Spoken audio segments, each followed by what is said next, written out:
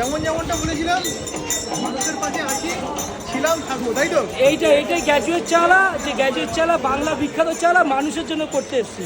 এই যত খাবার সব গরিবকে বিলাবো। অলরেডি মানে 20+ দেওয়া হয়ে গেছে অফ ক্যামেরাতে। এই বস্তা ধরে নিয়েছি, এক বস্তা, আরও বস্তা আসছে। চলো। আর আমি যেমনটা তোমাদেরকে বলেছিলাম যে গরিব মানুষের পাশে আছি, সাথে আছি।